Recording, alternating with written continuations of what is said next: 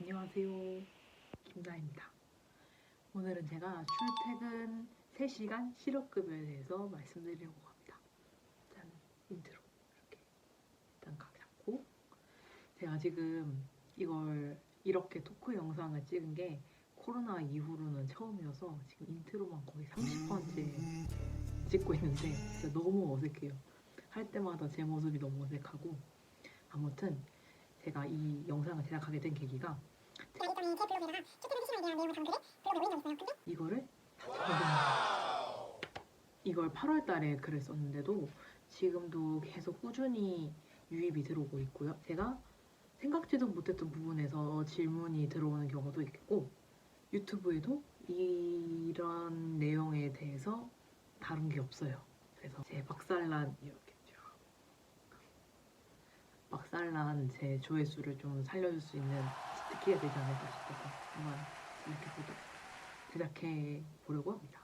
일단 서론으로 제가 가볍게 썰을 좀 풀자면, 제가 입사하고 나서 2달 뒤에 회사가 이전을 했어요. 그런데 이게 갑작스럽게 통보 형식으로 한 건 아니었고, 제가 면접을 보는 당시에 회사가 여기에서 A에서 B 지역으로 갈 건데 괜찮냐라고 물어봤고, 전 당연히 취준생이니까 오케이 해야죠. 그래서 알겠다고 하고, 제가 입사한 이후에 2달 뒤에 회사가 이전하게 됐습니다. 그런데 이제 출퇴근 3시간이 생각보다 힘들더라고요. 환승도 얼마 안 하면 모르겠는데 저도 환승이 3번이나 했었고,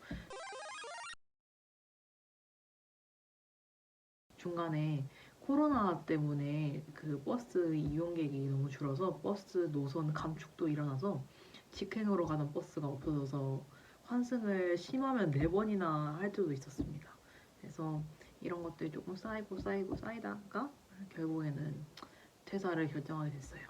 정말 출퇴근 3시간이 걸렸냐? 라고 얘기한다면 예스입니다. 편도로 얘기하면 1시간 반이 대략적으로 걸려야겠죠? 저 같은 경우는 정말 환승 3번 할 때 모든 게 딱딱딱딱딱 맞아 떨어지면 1시간 10분 정도 걸렸어요. 근데 이거는 정말 신이 점지해준 스케줄이 아닌 이상 진짜 그렇게 하기 너무 힘들었고요. 보통 평균적으로 1시간 반이 걸렸고, 조금 오버한다 싶으면 1시간 45분 정도 걸렸습니다.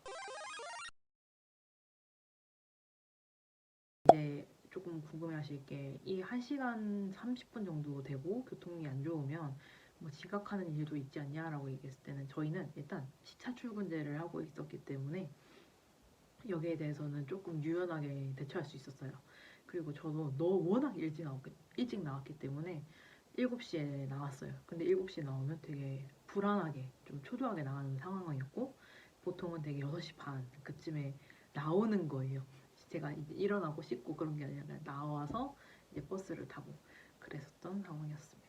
제가 준비했던 서류를 몇 개 알려드릴게요. 저는 총 5가지를 챙겨가는데요. 첫 번째가 이전 이후 사업장 등록증입니다. 제가 A라는 사업장에서 B라는 사업장으로 넘어갔었잖아요. 그러면서 이제 주소가 확실하게 이전이 됐다는 걸 보여줬고, A 지역에 있었을 시절에 사업자 등록증, 그리고 B 지역에 있었을 시절에 사업자 등록증, 이렇게 두 부를 발부해놨습니다. 넘어갔던 게, 실제적으로 넘어간 건 3월이었고 사업자 등록증은 조금 과정이 필요해서 7월 달로 했거든요. 장미야, 틀으면 어떡해.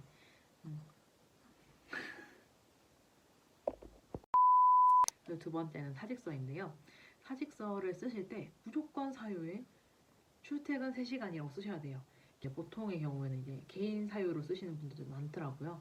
근데 담당자가 보기에도 저희가 이 서류를 제출했을 때 불안한 마음이 없게끔 출퇴근 3시간을 쓰면 좀 편하겠죠? 그리고 혹시나 이미 개인 사유로 제출을 하신 분이 있다면 회사 인사 담당자 분에게 한번 논의를 해보시는 것도 좋을 것 같아요. 왜냐면 제가 센터에 갔었을 때 개인 사유로 써서 이걸 반려당한 분도 제가 직접 눈으로 목격했거든요. 그래서 꼭 개인 사유 말고 출퇴근 3시간을 써주셔야 합니다. 그리고 세 번째는 주민등록 초본이고요. 그리고 네 번째는 길찾기 화면인데요. 사실 이게 가장 중요하겠죠. 사직서도 중요하지만 사실 정말 편도 1시간 반으로 정확하게 찍히는 경우에는 전혀 거리낌이 없는데 이제 1시간 20분, 1시간 10분 이렇게 좀 애매하게 되는 분들이 좀 고민이 많으실 거예요. 최단 거리를 봤을 때는 나는 왕복이 3시간이 아니라 2시간 40분, 2시간 반인데 나 이거 대출해도 되나? 이런 생각이 들 수도 있어요. 그리고 어떤 센터에 맡기냐에 따라서 진짜 결과가 천차만별로 달라질 수가 있어요. 저 같은 경우에는 2시간 40분으로 찍혔어요. 근데 그 최단 거리에 나오는 그 버스가 일전에 얘기했던 코로나로 인해서 버스 시간이 단축되면서 버스 노선도 감축이 되었고 저는 사실상 그 버스를 탈 수가 없는 거예요. 그래서 저는 추가적으로 제출했던 서류가 버스 시간표였어요. 그러니까 이 최단 거리를 이용할 수는 있지만 나는 이 시간대에 이 버스를 절대 타지 못한다라는 어떤 증빙이었죠. 그래서 이제 그 센터분이 저한테 여쭤보셨을 때 선생님께서는 이 버스를 타려면 몇 시에 나오셔야 돼요? 라고 했을 때 제가 5시 아니면 11시에 나가야 돼요 이랬는데 사실 둘 다 말이 안 되잖아요. 5시에 나와서 갓생을 할 수 있지만 보통의 경우라면 좀 어렵겠죠. 그래서 저는 일단 센터에 직접 찾아갔습니다. 찾아가서 몇 가지 서류들을 받았는데요. 이렇게 한번 띄워 넣을게요. 보시나요? 첫 번째는 사업장 이전으로 인한 퇴사 확인서, 그러니까 본인이 작성하는 거죠. 이걸 받았는데 여기서 조금 중요하게 생각하는 거는 통근 버스가 있는지, 그리고 여기서 회사에서 기숙사 제공을 했는지, 이거 두 개를 조금 중요하게 생각하는 것 같은데 일단 저희 회사는 당연히 없으니까 스무스하게 넘어갔겠죠. 이거 두 개 절대 지원해주지 않았고요. 버스 감축으로 인해서 출퇴근이 좀 어렵다는 거를 얘기를 드렸는데 그래서 기숙사 제공도 해준다는 얘기도 대충 얼핏 들었어요. 근데 제가 퇴사 때까지도 아직 실현이 되지 않더라고요. 이거는 좀 씁쓸한 부분이네요. 사업장 이전 후 출퇴근 통근 시간이 3시간 이상 소요됨에도 불구하고 계속 근로하다가 지금 퇴사하게 된 계기를 쓰라는 게 있는데 근데 생각보다 퇴사가 쉽지 않아요. 어떻게 3시간 걸린다고 탁 그만둬요. 저 같은 경우는 어떻게 썼냐? 버스 노선 단축으로 인해 통근 어려움을 회사 임원에게 보고 22년 3월에 대책을 마련해 준다고 하였으나 22년 7월까지 차도가 없어서 퇴사 결심을 하였습니다. 라고 썼어요. 그리고 두 번째는 사업장 이전 관련 확인서인데 이거는 회사에서 작성하는 거예요. 그러니까 인사부장님이 작성을 해주는 거겠죠. 사실 이건 되게 간단해요. 통근버스를 제공하는지 기숙사를 제공하는지 그냥 그거에 대해서 회사도 맞냐. 그러니까 제가 신청을 하는데 이게 거짓이 아니냐라고 확인을 하는 부분이죠. 그래서 저는 이미 퇴사하기 전에 인사부장님한테 이렇게 퇴사할 건데 실업급여를 신청 가능하느냐라고 여쭤봤고 괜찮다고 얘기를 했어요. 그래서 이 부분을 그러니까 이 서류를 메일로 보냈을 때 인사부장님도 당연히 흔쾌히 서류 같은 것도 빨리 작성해 주셨죠. 그리고 두 번째가 회사 퇴사하고 나서 한 달 뒤에 내가 출퇴근 3시간으로 신청을 하면 안 될 수도 있지 않나요? 라고 질문하실 거예요. 저도 진짜 이거에 대해서 되게 고민을 많이 했거든요. 저 같은 경우는 담당자님께서 이거 얘기했을 때 저는 솔직하게 얘기했어요. 회사에서 방법을 마련해 준다고 했는데 차도가 없어서 그만뒀다라고 얘기를 했고 그 부분에 대해서도 그냥 이렇게 작성하면 된다라고 그냥 제 담당자분은 굉장히 좀 스무스하게 넘어갔어요. 그 전에 퇴사했었던 분은 한 달이 넘어갔다고 해서 이거에 대해서 좀 굉장히 많은 자료를 요구를 하더라고요. 그래서 인사팀에서 조금 애를 먹었던 걸 본 적이 있어요, 제가. 어쨌든 그래서 저는 실업급여를 타고 지금 5개월째 열심히 집에서 놀고 있습니다. 또 블로그에서 받은 질문 중에 실업급여를 신청하고 나서 얼마나 걸리는지에 대해서 질문을 해주셨는데 저는 22년 9월 16일 날 신청이 정상적으로 전송됐다고 카카오톡으로 알림이 왔고 9월 19일 월요일에 입금이 됐어요. 보통 다음 날에 입금이 된다고 하는데 저는 금요일 날 신청이 됐고 그래서 주말을 제외한 그 다음 월요일 날 입금이 돼서 보통에는 다음 날 그리고 금요일 날 신청한 경우에는 그 다음 주 월요일 날 입금된다고 보시면 될 것 같습니다. 이 질문을 지금 6번 촬영하고 있는데요. 생각보다 입이 안 붙네요. 출발 도착 소요시간 기준은 본인의 출퇴근 시각 기준인지? 라고 질문을 해주셨는데 당연히 맞지 않나 라고 생각할 것 같은데 제가 이 질문자의 의도를 곰곰이 생각해 봤을 때 교통량을 좀 고려하신 것 같아요. 보통 9시, 오전 8시 반에서 9시 그리고 오후 저녁 6시에서 7시 사이에는 교통량이 많잖아요. 그랬는데 뭐 그냥 무작위로 들어가서 길찾기를 누를 경우 그 시간대에 안 하고 제 시간대로 나오거든요. 제가 검색한 시간대에.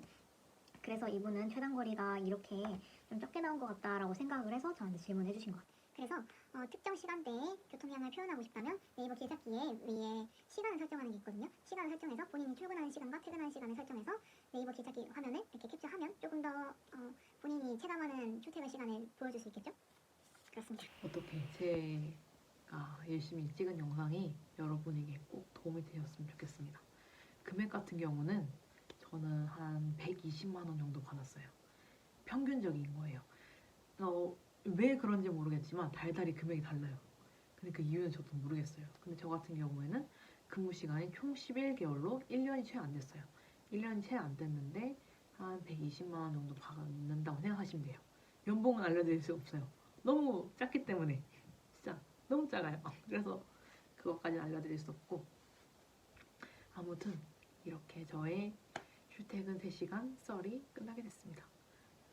정말 회사를 다니는 동안 많이 힘들긴 했지만 생각보다 그래도 제가 뭐 엄청나게 긍정적으로 생각한다면 그 출퇴근 3시간 동안 생각보다 뭘 할 수 있는 건 많아요. 이거는 여담이에요. 제 2022년 목표는 1년에 10권 읽기였어요. 책 10권 읽기. 제가 맨날 핸드폰만 보고 책을 진짜 죽어도 안 보는 거예요. 1년에 항상 회고해보면 책 한 권도 안 읽은 날이 너무 많아서 이번 연도에는 진짜 책을 읽으려고 노력을 많이 했어요. 그때 좀 짜투리 시간을 많이 이용했던 게 버스에서 책을 읽는 거였는데, 그때 김초혁 작가님의 소설을 정말 많이 읽었어요. 그리고 그때부터 조금 책에 대한 흥미를 느끼게 된 것 같아요. 그리고 팟캐스트도 굉장히 많이 들었고요. 그리고 영어 회화 같은 것도 좀 꾸준히 많이 들었던 것 같아요. 출퇴근 3시간이 그렇게 좀 나쁘지 않다는 얘기를 어떻게 하게 되네요. 출퇴근 3시간이 좀 힘들긴 하지만 어떻게 쓰다 보면 조금 더 긍정적으로도 쓸 수 있는 부분이 있는 것 같아요. 이 영상을 보시는 모든 분들이 출퇴근 3시간으로 실업급여 받았으면 좋겠습니다.